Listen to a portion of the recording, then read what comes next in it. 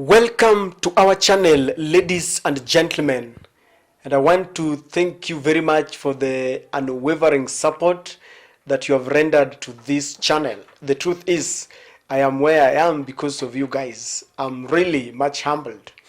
If you are watching our videos for the first time, kindly take a second and subscribe, click the notification bell, and please give our videos likes, because when videos get very many likes, then YouTube will recommend them to very many viewers. You can also share them if you can. Now, the Azimio de facto leader Raila Odinga jets back into the country with one coherent message to William Ruto, and the message is: you either deliver to Kenyans all the promises that you gave during your campaigns, or you pack up and leave the office. Yes. And in an elaborate explanation, Mr. Odinga has said that there is a consistent and characteristic behavior of William Ruto and Rigathi Gachagua of shifting goalposts from one day to the other concerning the implementation of the promises that they gave. He says, for example, that when the Ruto Gachagua were campaigning, they said that within 100 days they would bring down the prices of basic commodities. But then, after taking over the regimes or the wings of power, our deputy president came on board and asked the Hustler Nation who formed the heart of the campaigns. He asked the hustlers to give them another 3 months and not 100 days. The hustlers said they could give 3 months as they had requested. But then William Ruto yesterday, while launching the affordable housing in Kibra, shocked the whole nation when he requested for 1 more year, not even 6 months, but a whole year before he could perhaps bring the prices of the basic commodities down. And it looks like whatever they were promising Kenyans were mere political and campaign gimmicks. They were never real. And this is the reason why they can now blatantly come and tell us on our face that they cannot implement whatever they had promised. And this is something that many feel is, some call it a joke. And Mr. Raila says that they are not going to sit back and watch the government play around with the promises that they gave to Kenyans.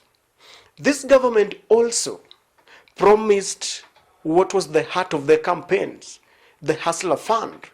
And he said, Mr. Ruto himself, that there was going to be a kitty for the hustlers, money that was going to be given to hustlers to start businesses. You know, we have very many youths in the country who are very creative. They want to start businesses. Some are in the music industry, but they do not have the capital. So Ruto told them that when he gets to State House, he's going to set up a special fund for them. And you know what? He said that this is going to be free money. Youths are going to be given this money and they will not return it with any interest. It's just going to be free. But yesterday, it was very startling when he said that no Kenya should expect free money from the government. In fact, some of the hustlers are really complaining, and they felt that this is the height of provocation to their conscience. Because let me tell you, many Kenyans, some of the votes that William Ruto got were as a result of these promises, bringing the prices of basic commodities down, setting up a hustlers fund, because there is the unemployment rate in the country is very high. So when youths were told that there's going to be free money to start up businesses, some of them voted overwhelmingly for William Ruto. And now Ruto is dampening their spirit. And Odinga says that he's not going to allow this to happen. I have watched the behavior of our president and the deputy president. They are behaving as if they are still in a campaign mode. You see, when they were campaigning, they whipped our emotions and they were telling us how Raila and Uhuru had collaborated to make the prices of basic commodities to soar higher and higher beyond our reach. They said that there was state capture. They told us just how cases, the non-existent cases, were leveled against them. And so some Kenyans voted for them because of sympathy. But they are in office now. William Ruto is the president and Rigathi Gachagua is the deputy president. And Kenyans do not want to hear any more about state capture. We don't want to be reminded of how the DCI went to their doors very early in the morning on Friday. So what Kenyans want to hear is how they are going to implement the promises that they gave. I have seen them, for example, they are very much obsessed with discrediting everything that the previous regime did. All the initiatives, all the projects that were initiated in the previous government. Take, for example, the abolishment of kazi mtaani. You see, kazi mtaani has been abandoned by Ruto because of politics. But when you look at how kazi mtaani came on board, it was as a result of a mitigation process. After COVID pandemic had rocked Kenyans, and very many people lost their jobs, especially those in the hospitality industry, the government sat down and thought of anything little they could give to Kenyans. And after a lot of intelligence research, it was reported to the president that very many youths were hungry, they did not have money, so they set up a small kitty for them, and so youths could go and do manual jobs, cleaning, wanadua mtaro, just doing manual works and what they could do, and they be paid.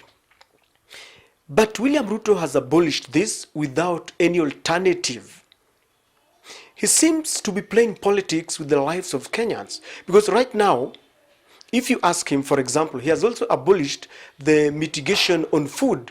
William Ruto gave subsidies to the producers of Unga, and this lowered a little bit the price of Unga. William Ruto and his government has abandoned this policy and is saying that they cannot subsidize consumption, that it is not sustainable, which is agreeable, but they should give alternatives. So the Hustler Nation will have to wait for another 1 year for the food prices to come down. The Hustler Nation do not have the job, the kazi mtaani. And let me tell you something, ladies and gentlemen, kazi mtaani was there even in the Kibaki government. It was called kazi kwa vijana. But William Ruto, instead of implementing these long-term policies, he wants to abolish them to take credit. Even in the Uhuru government, you realized that they proceeded with some of the projects that were initiated by Mwai Kibaki. The administration of Mwai Kibaki really concentrated on infrastructure, increasing electricity, building of roads, and of course, Thika Road came as a result of that, connecting, the railways and everything. And so when Uhuru took over from Kibaki, they even did it better.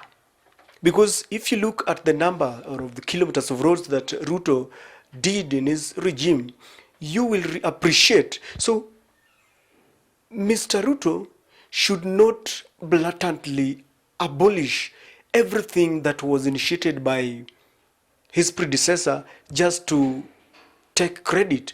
Because while he's still fighting a shadow, he's fighting a shadow because Mr. Kenyatta is no longer in office, but it still seems to be at war with him. Kenyans are suffering. It is not the former president who is suffering, but is playing with the lives of Kenyans. And so when Raila gets back, he says that he's going to conduct a nationwide campaign, a Meet the People tour, asking them what to do, asking them what they should do to make sure that they keep this government to account for all the promises. What do you think is going to happen? Because very many people are accusing Raila of opposing this regime. They say that is synonymous with the opposition, that in every government he opposes. But the proponents of Raila says that Raila has got the interest of Kenyans in heart, and that he cannot sit down and watch the regime messing up with the lives of people. What do you think is going to happen? Because he is coming and is going to start, or is William Ruto going to start paying back and retaliating by also getting into the campaigns? Because the other day when Raila went to the Jivanji to talk to his supporters, I saw William Ruto also going around. So if William Ruto is not careful, Raila Odinga is going to force him to start a very vigorous campaign for 2027. And see, Raila has nothing to lose. Ruto should concentrate on giving or implementing the promises that he gave to Kenyans. The other thing that I think William Ruto should do is to try and develop a consultative kind of policy. The GMO policy is something that he unilaterally acquired against the chagrin of the opposition, that they're complaining, but it seems that he doesn't care. The abolishment of the special service unit of the DCI is something that he did, and people are asking. So moving forward, I think William Ruto should concentrate, because today he was lucky that all the appointees into several ministries were given the green lights. So he should sit down and start working, because if he does not, Raila is going to rally the Hustler Nation against Mr. Ruto. He rallied the Hustler Nation against Raila and Uhuru, and he succeeded. Right now, let me tell you, ladies and gentlemen, the hustler, the same narrative that he used, is going to be used against him. And this time round, it is going to be Unga revolution, ladies and gentlemen. People are going to go to the streets because they're hungry. And when this happens, Ruto might suffer as the first president to be in office for only one term, because the hustlers could look for someone who they feel has their interest at heart. I want to ask you, if you're a supporter of William Ruto, do you still have the same feeling that you had when we were voting him in? Do you see signs and symptoms of a man who is serious, who wants to implement the promises that he gave to Kenyans? Do you think he will succeed? Ladies and gentlemen, you know the answer, and your guess is as good as mine.